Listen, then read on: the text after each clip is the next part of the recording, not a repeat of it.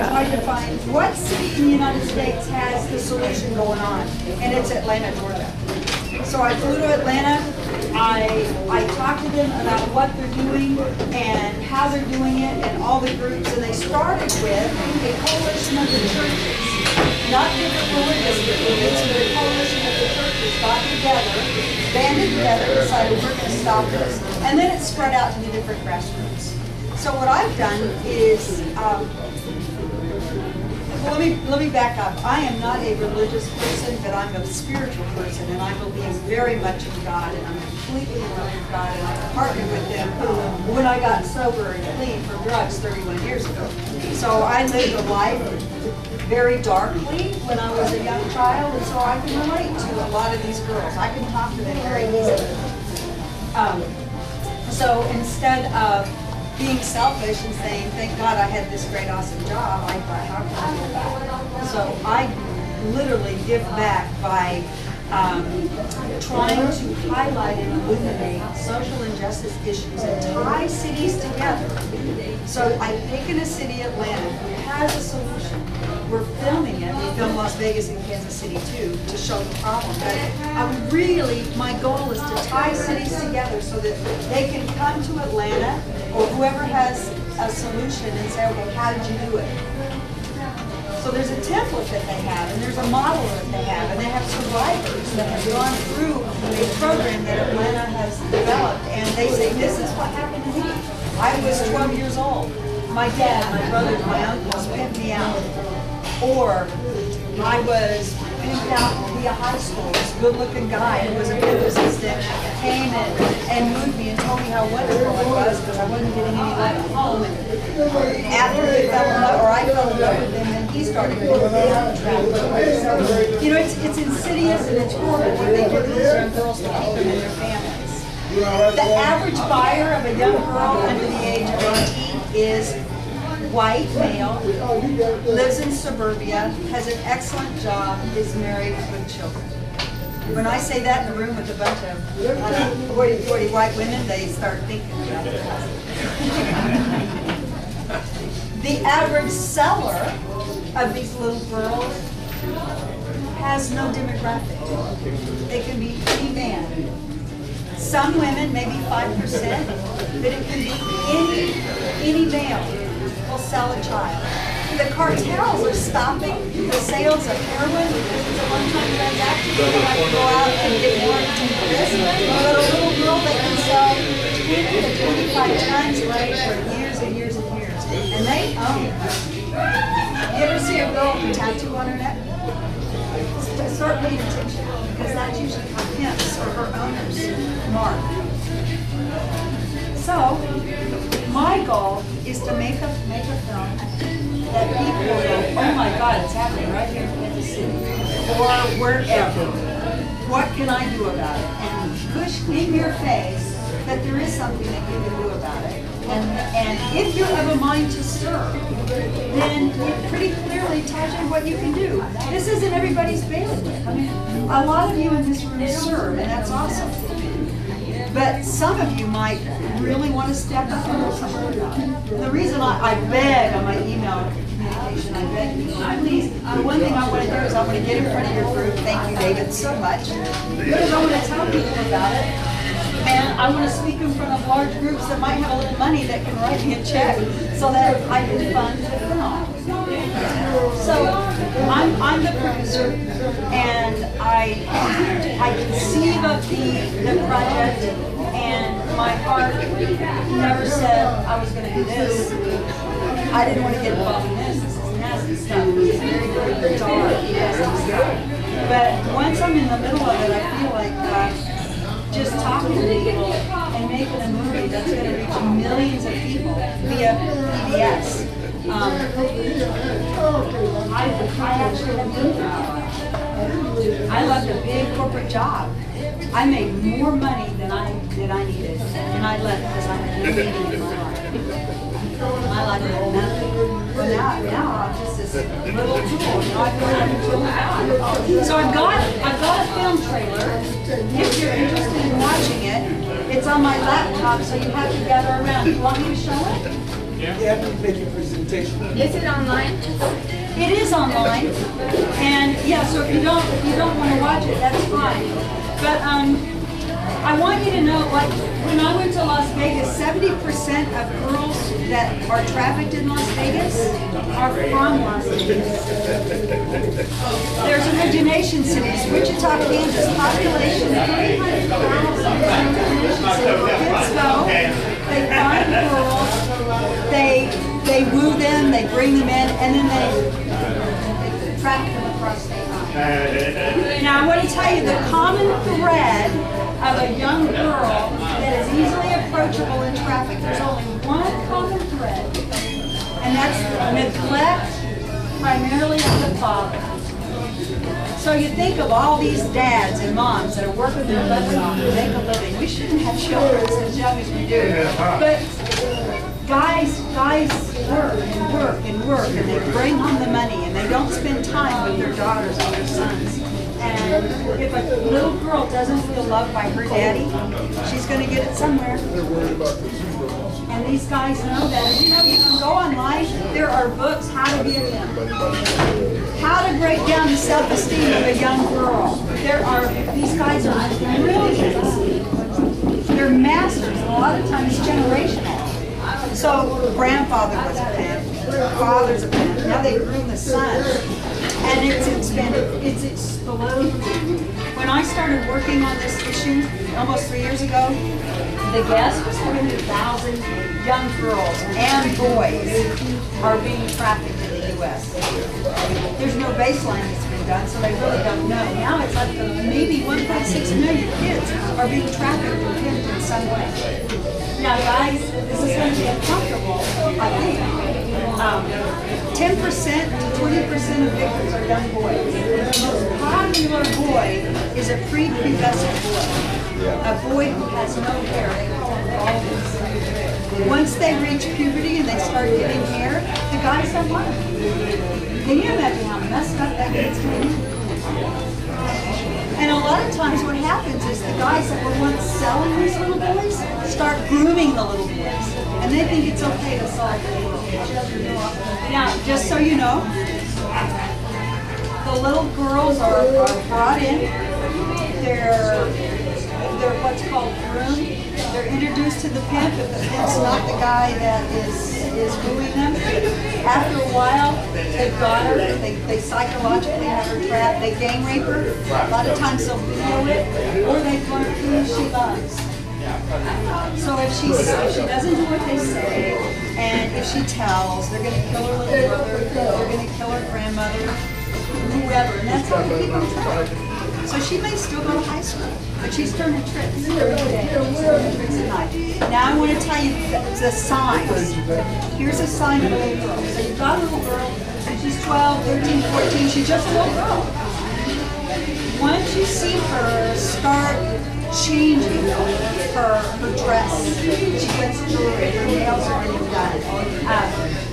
If a guy is grooming her to make money and be attracted to other men, is spending money on her. So she transforms herself from this little kid to a woman who a man might be attracted to. That's a great sign.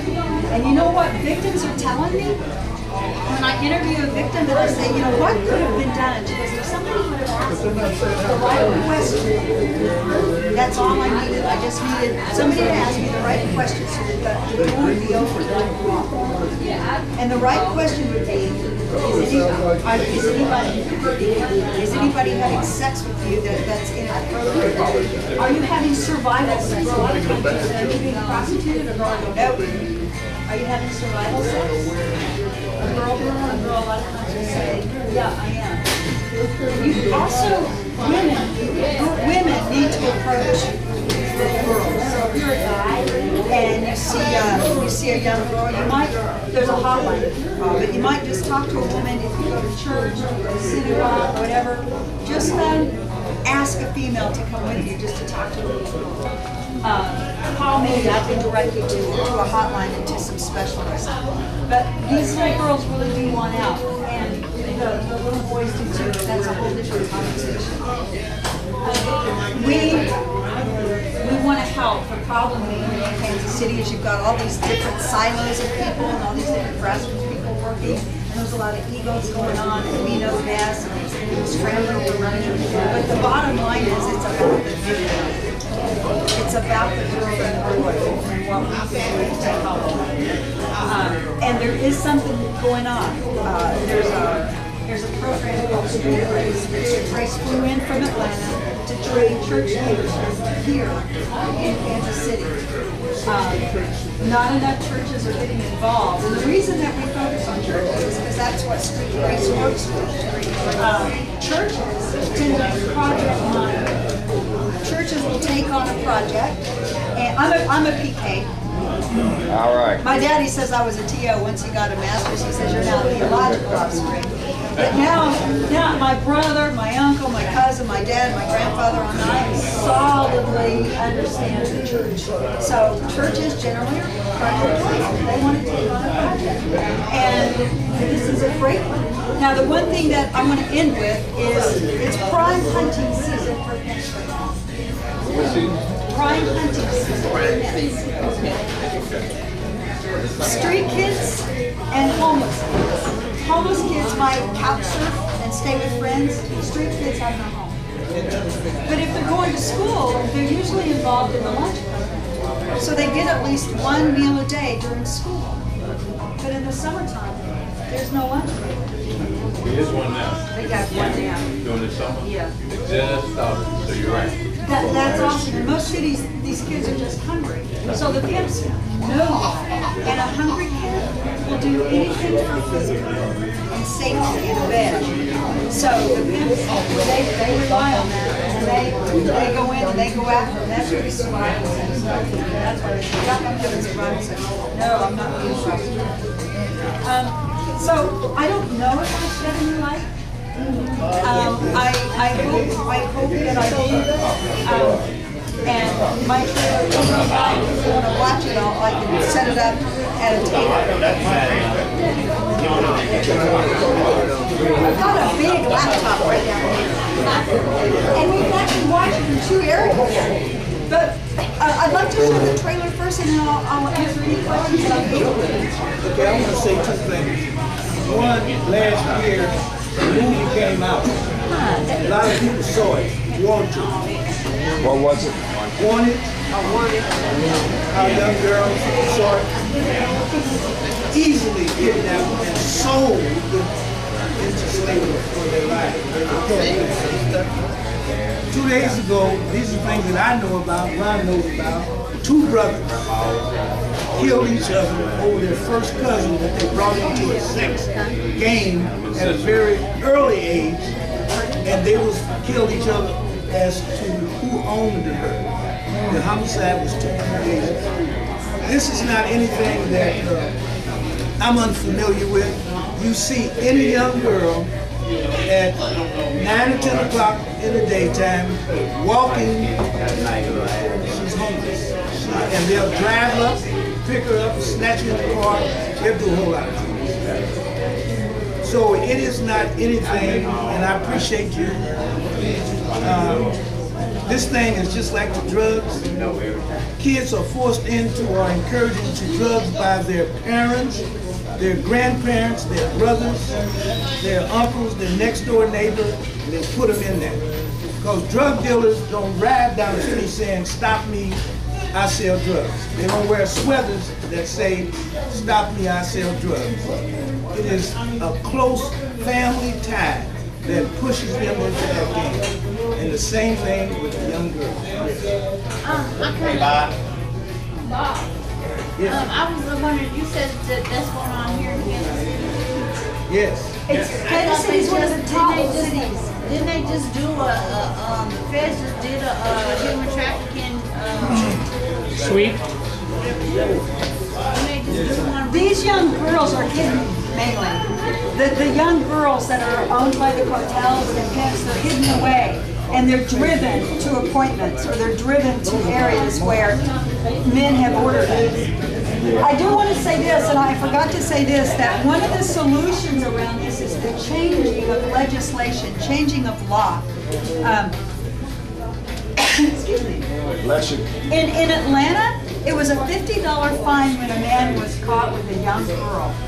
Under the age of 18, it was $50. They did a sting in Kansas City about 3-4 months ago to round up the women who were once these girls. The Johns were told to go home. The girls were taken to jail. Now, is that right? The girls are victims. So the laws that we're trying to get changed on the books are make it painful for the buyer. If there's no demand, supply goes away. If you don't want any M&Ms, then they're not going to make M&Ms anymore, right? So if we can make it very, very painful for the buyer, then these little girls are going to be a lot safer. So we're trying to chase a law to make it painful for the pimp, painful for the John, not arrest the girl, but actually take her someplace that's safe. But we don't have any place that's safe here. But that's what we're working on. All right, Dr. June. She answered. Pardon? No, you answered. Yes, sir. I had a question about the demographics here in Kansas City. Do you have a, I think you said males was the perpetrator demographic. For the buyer or the seller? For the seller. And do you have any census tract, like what are the hot spots for this behavior? What zip codes or anything like that, or the hot areas where this is occurring? A baseline has not been done. Unfortunately, there is a man that can do the baseline. His name is Jeff Blum. He does it all over the world. People hire him all over the world. But the U.S.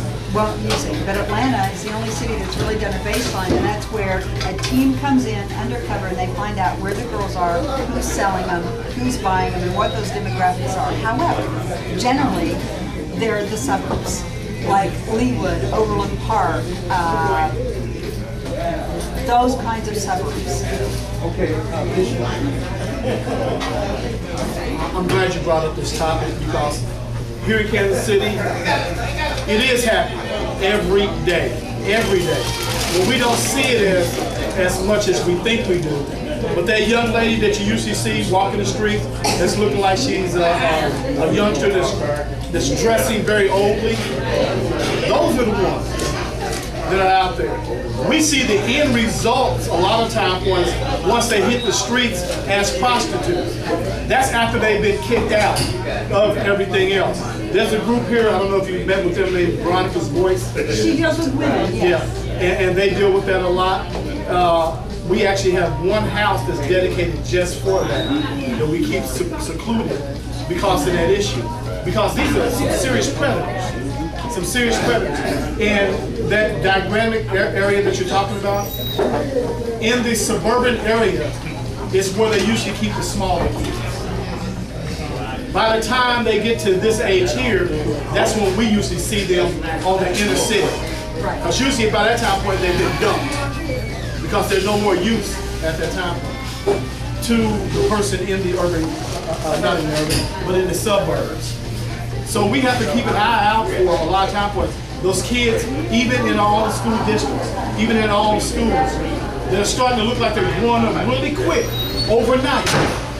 That's one key thing, and I'm glad you brought that up. You have to look for that.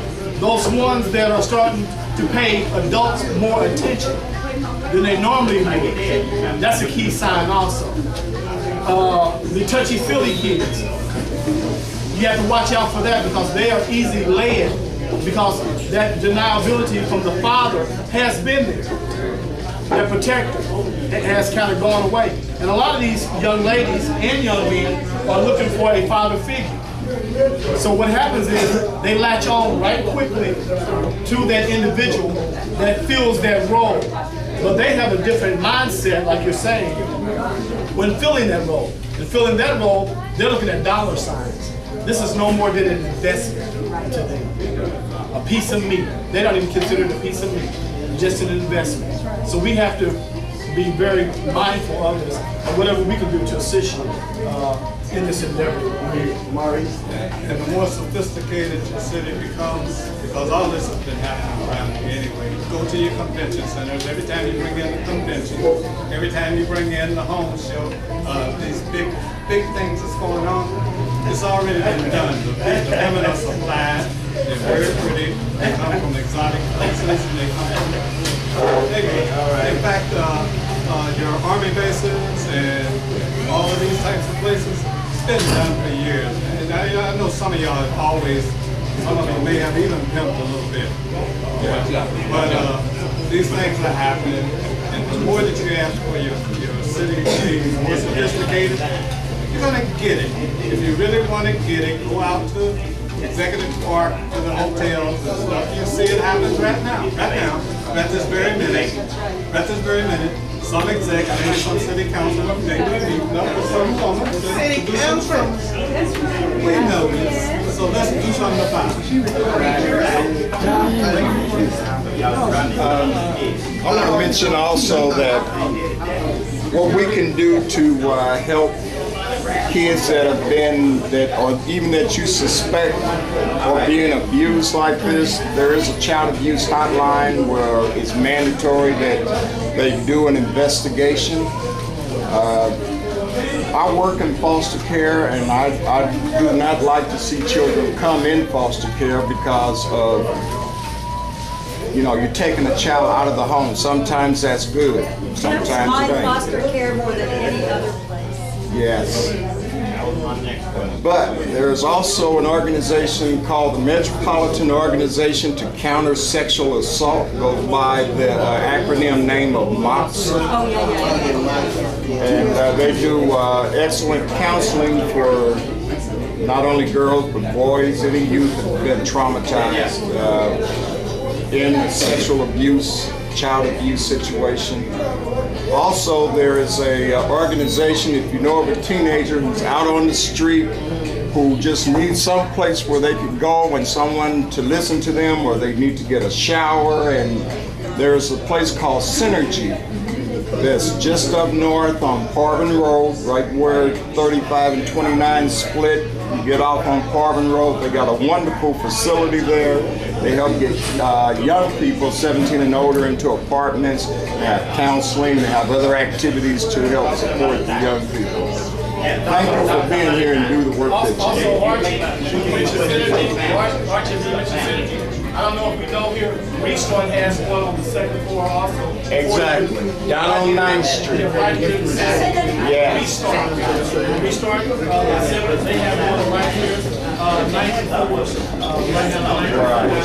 A lot of people don't know it, but you know, that program is up and running. And they just started a new program this summer, so that's an excellent place to send them also. Thank you for bringing that up. I want to ask Ron a question. When you were a counselor, y'all covered that about slaves, sex trafficking too, or was it just only AIDS? The only thing different now is that the new downtown has brought in from Las Vegas and several other places a lot more sexual trade women. So now we have a downtown, and 1.5 more million people come to Kansas City. So we're seeing the increase. And when they recruit the slaves and stuff, a lot of them nail shops, salons and stuff. Remember Overland Park, they had one? And had all these girls from a foreign country. They wasn't doing no nails and no massage. But now that Kansas City has a growing downtown, yeah, we're getting a lot more of it from slavery.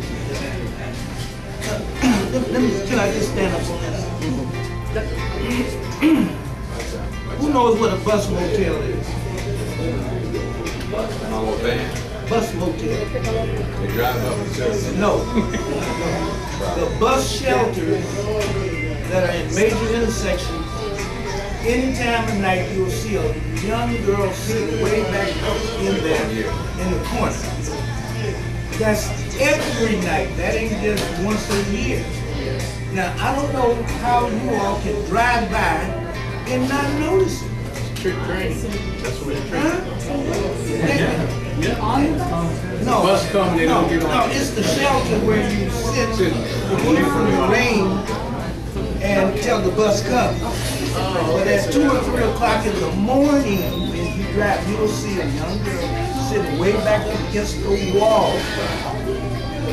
So this is something that I think that the shade is pulled down over your eyes, over institutions, to try to ignore the travesty of what's happening.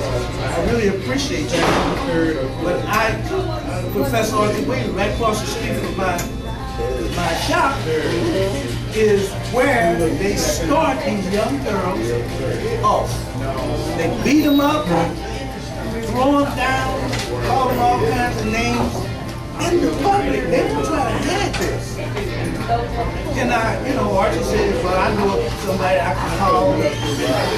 The police chief came out and the reporter that interviewed him put the story in absent of the house that he was shooting. He said his editor did not want to put that in the news media, how these youngsters are victimized. They come out of homes where none of them have ever been enrolled in school. Now they're 10 and 11 and 12, and their parents have never been enrolled in school. So it is a cycle. But a lot of people who are, I guess, flush and claim that this kind of thing don't exist, they'll say, you don't know what you're talking about. I'm telling there's 10 or 15,000 kids who have never been enrolled in the school age system, walking down the street every day. And a majority of them are young girls. But I appreciate you. I just wanted to ask, I kind of feel like that there's women involved in this too. The pimps have educated their women to also assist in getting the young girls. Yeah. There's 2 ways that happens. One way is mothers who need to pay rent or get drugs will pimp out their children. But there's something called pimp assistance. A pimp assistant is a young girl that is owned by the pimp, and if the pimp tells her, if you will recruit girls for me, I won't beat you as much and you won't have to give me as much money every day. So her quota for the day goes down, it doesn't beat her up as much, and she's kind of favored. So these girls are trained to go and recruit other girls. There's something else I want to say too. And there's a pimp assistants that are good-looking guys too that go up and recruit girls. And they call them bottom bitch. Yeah, bottom bitch, that's right. And there's something called a gorilla pimp. A gorilla pimp is a very aggressive pimp.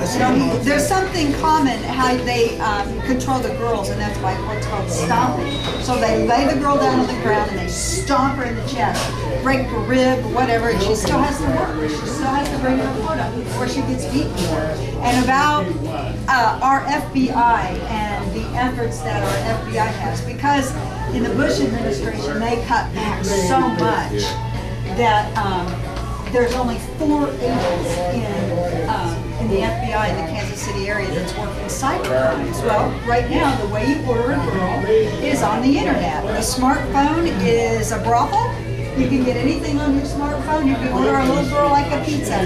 In the trailer, they show a reenactment of what they did in Atlanta. How many men, knowingly or unknowingly, will have sex with an underage girl? They wanted to know. So they did this mock phone where a guy could call up and say, I want a young girl, I want her to be Asian, I want her to be this tall, and the person on the other line said, well, we've got one, but she's 16. 49% of the guys hung up the phone, 51% of the guys says, that's okay, 16's okay with me. But there's only 4 FBI agents in our cyber squad in Kansas City. That's awful because that's how they order the girls. They order them online. So what I asked the FBI is, why can't you just go get these guys? And they said, as sophisticated as we are in technology, they're even more so. They are so much better than we are that we can't keep up, especially with only 4 agents in the cyber squad unit. So hopefully we'll get more. Atlanta now has 10, and they're thrilled. Wow, we have 10. There's another recruitment center that you look. And I think we've known that for the colleges. Because what they also said is degrees and things, and their money get through college. And it's very attractive because it's a lot of successful, and we can prove this, a lot of successful women that have gone through the system of sex, trading sex for education, and they keep on using it all the way to the top. Okay. Well, that's not very many. I want to say the bottom line is that this is a business. It is a multi-billion-dollar business. So that's how these guys look at it. They are businessmen. They do not live in the hood. They live in gated communities. They drive Mercedes. They make $1 million cash dollars a year minimum. All right, now. It's a business for them. And the young children that they have are their property. And that's how they look at it. They don't think of them as having feelings. They don't think of them as having a soul. They don't think about them at all except how much are you gonna make. It's a business. So remember, could be your neighbor. Seriously, could be your neighbor. Yeah, I was telling Ron, across the street from me is a father-son pimp thing. Now you can decide as to whether or not you want to intervene, try to help him. The guy came and said, I want to understand from you, why are you interested? He was like a gorilla when he was a gorilla guy. So you have to determine whether or not you want to interface with that and quite possibly get hurt. Trying to say, see, these people, your values is that you understand right from wrong. Their value is different from what you think. So they view murder, rape, robbery, burglary as a norm. So you cannot tell them that they're wrong. It ain't gonna work. But I appreciate you. Thank you so much. And yes. I just wanted to mention about the laws you said that needs to be changed, and I think we have a problem with laws most of the time with certain issues, because in this case we have, when we have corrupt people up the top in the government, who males, I have to say male chauvinists, I have to say men look out for each other, all these type of things. And so lots of times that's why the laws are not changed. It's not important because it's a good old boy thing. So we have to, we have to look at that.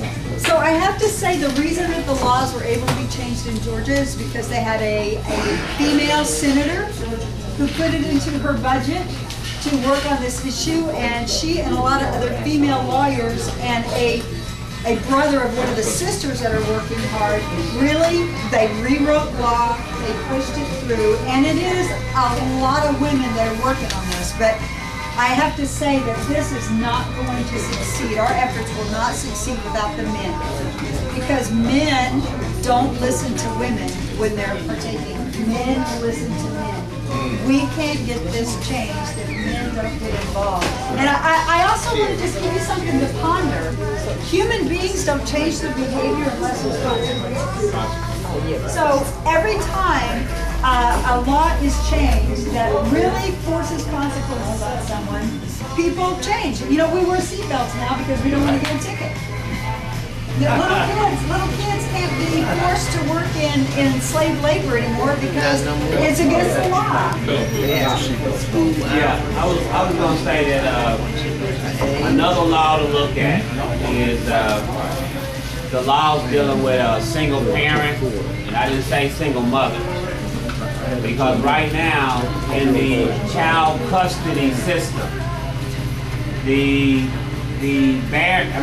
thresholds that a man has to meet in order to raise his children is so dramatically higher than the assumption that a mother has to meet. That when you talk about the men getting involved, you will find that it is an overwhelming challenge to go out and just say that I don't want my daughter in this environment. The hurdle that you have to overcome. So when you're looking at the prevalence of mandatory reporters attempting to take children from me,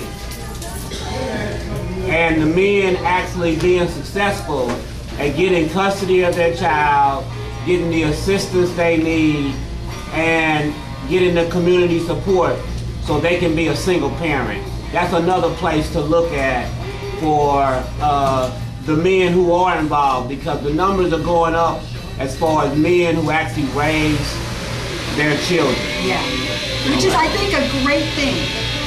A lot of times mothers just should not be there, you know? All right, one more, we got another speaker. I was kind of moved by what Mr. Gibson had said, that in many of these cases, people don't want to get involved because of the guerrilla attitude. I think what you're saying is that you can certainly play your part by helping to support you and your organization so that you can get the message out and nobody would have to be identified as they contributed or they supported it. So would you reiterate that once more? How one can get in touch with you and what are you accepting monetary? Okay, we're a nonprofit, and so what that means is that we depend on donations that are tax deductible. We don't make money, I put money in. I do a lot of the work. So I do public speaking different places, and I ask for donations. That was not my intent here. I was invited by David, but my hope is that you will invite me somewhere with the understanding that I'll be there to show my trailer, spread awareness, and ask for donations. I'm looking for a hero. I need a hero, somebody that will say, yes, we want to get behind you and we want to help. That's what I'm looking for. We're very close. We're pretty much finished filming, then we're going into editing. And does anybody like history in this room?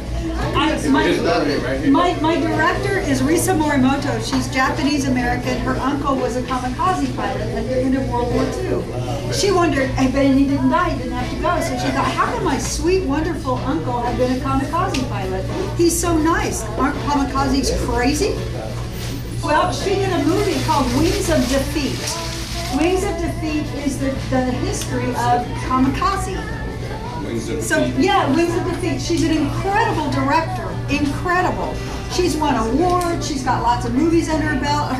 One of her movies right now that she's actually getting paid for is about the oppression of the Chinese and how they monitor the internet, and it's called Code Red. Oh yeah. And she's been followed by the Chinese police. I mean, it's very dangerous. She's having to bow out right now.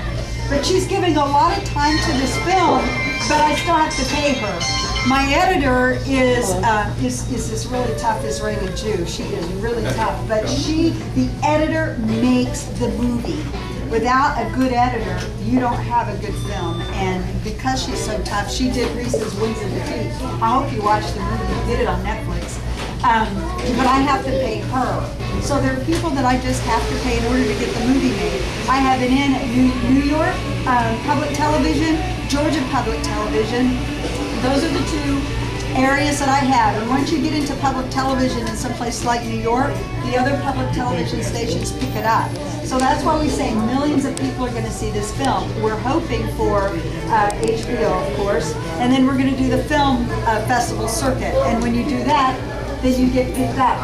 And another thing, since we're nonprofit, our goal is anyone who wants to work on this issue and needs to use the film to raise awareness or raise funds, we're just going to give it to them. Okay. Say, here you go, it's yours. All right, thank you. So thank you. Thank you, David. What's up, Kansas City? This your girl Aisha. I'm Brianna. And this is your girl Maisha on Mike. And we are CMG. We want you to check out our videos at CascadeSports.tv, home of the student athlete. And what's up, KansasCity.net, the premier outlet for Kansas City. And always remember, the victory we call success goes to the best prepared. And when you invest in your community, you're really just investing in yourself. So, don't just like it, share it.